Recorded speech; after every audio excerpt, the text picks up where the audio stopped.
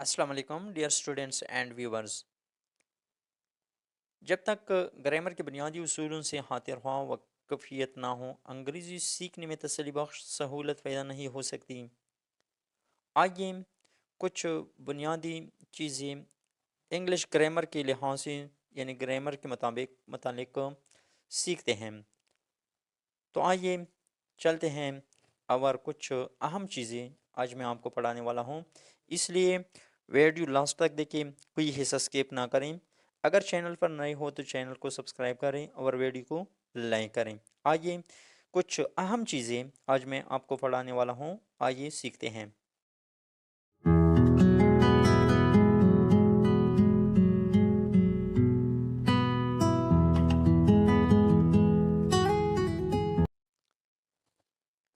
اچھا dear students and viewers, آپ دیکھ رہے ہیں سب سے پہلے ہم پڑھیں گے دا سیلیبل اینڈ ہائفن. سیلیبل کس کہتے ہیں؟ For example 2 syllabic word, 3 syllabic word, 1 syllabic word. کسی لفظ ورڈ کا جتنا حصہ زبان کی ایک ہی حرکت سے ادا ہو جائے انگریزی میں سیلیبل کہلاتا ہے. مثال کے طور پر سپٹمبر، اب اس کو ہم 3 حرکتوں سے ادا کرتے ہیں. September.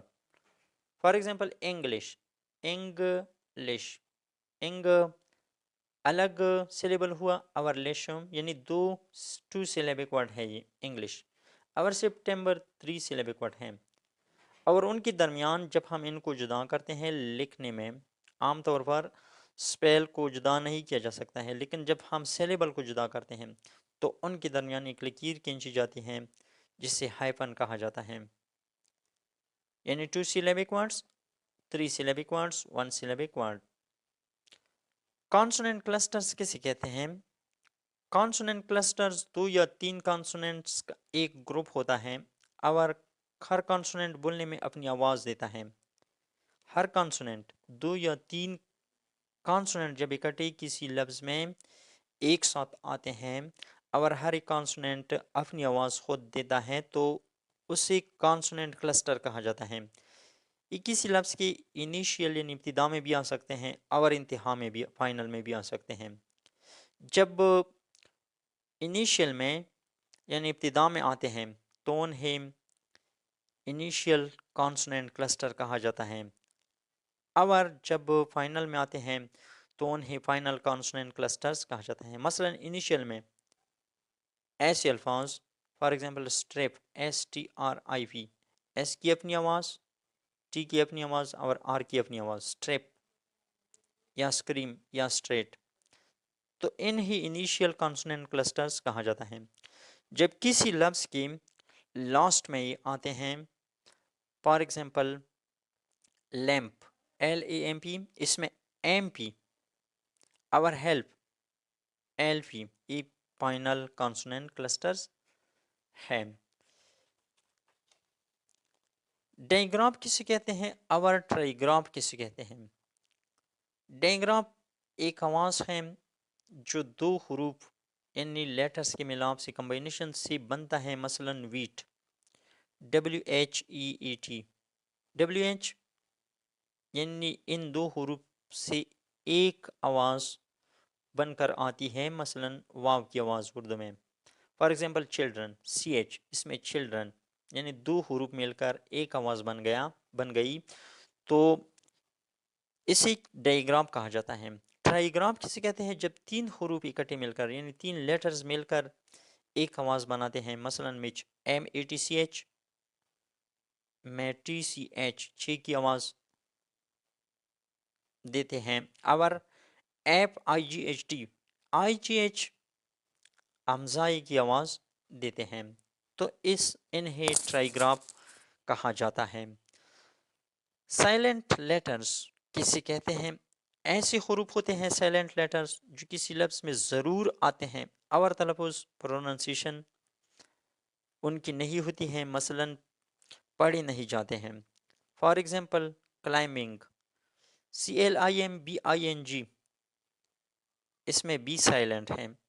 Rest, WRIST، rest W silent ہے. ناک، KNOC کی سائلنٹ ہے.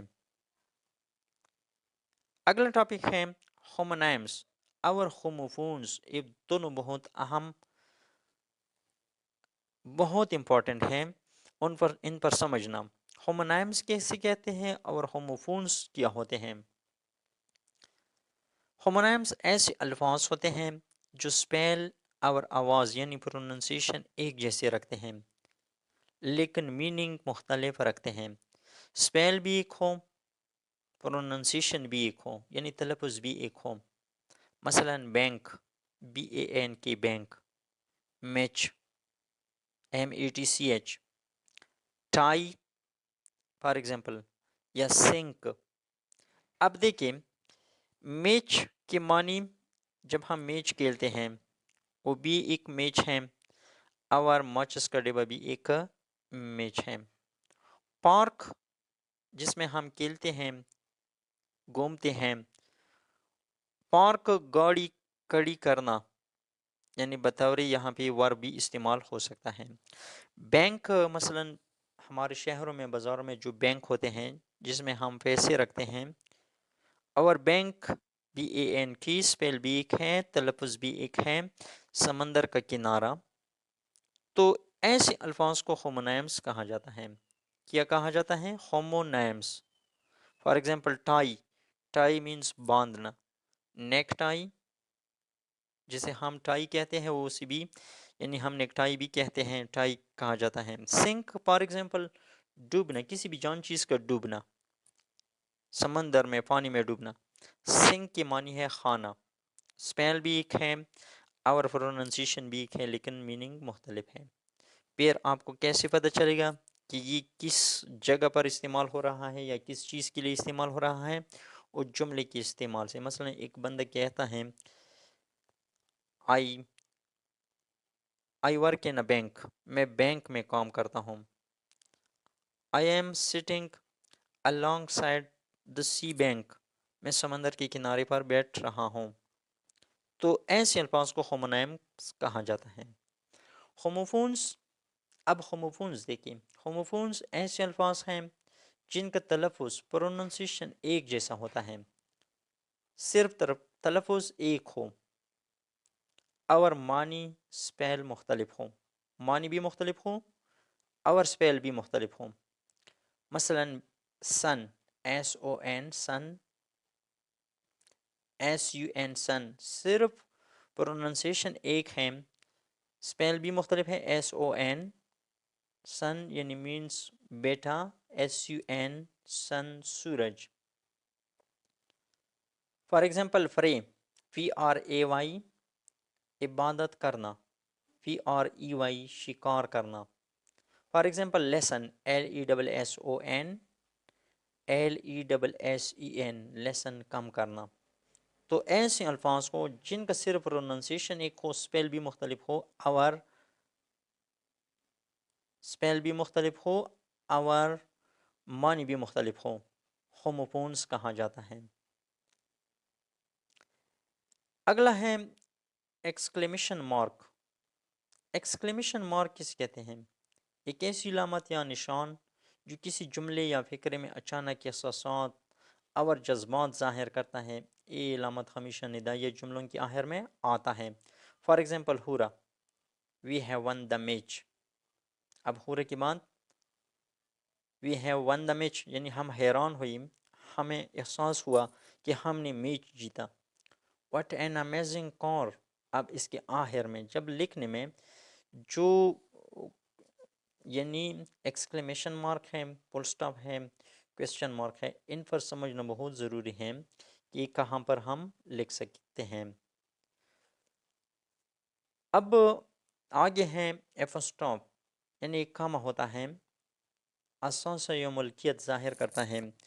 For example students notebook, STUDENT پھر کامہ اور ساتھ ہی نوٹ بک اسٹوڈینٹس بک یعنی طالب علم کی کاپی، طالب علم.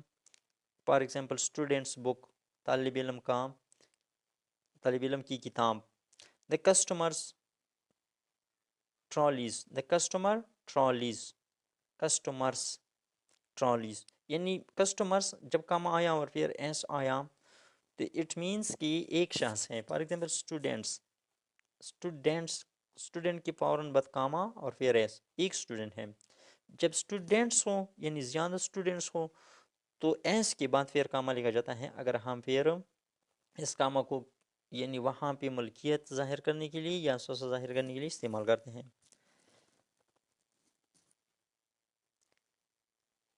فل سٹاپ کس کہتے ہیں؟ کسی پازیٹیو یا افرمیٹیو جملے کے آخر میں ایک نقطہ لکھا جاتا ہے جسے فل سٹاپ کہا جاتا ہے. Play hockey for example, full stop جملے کے آخر میں چھوٹے بچے کو بھی یہ معلوم ہوتا ہے کہ فل سٹاپ ہم کہاں پہ استعمال کر سکتے ہیں. تو یہ جو بنیادی چیزیں ہیں ان پر سمجھنا بہت ضروری ہے ہر ایک اسٹوڈنٹ کے لیے، ہر ایک یعنی جو انگلش سیکھنا چاہتے ہیں اس کے لیے. کویسچن مارک کیسے کہتے ہیں؟ سوالی نشان جو سوالی جملوں کے آخر میں آتا ہے. For example can you play.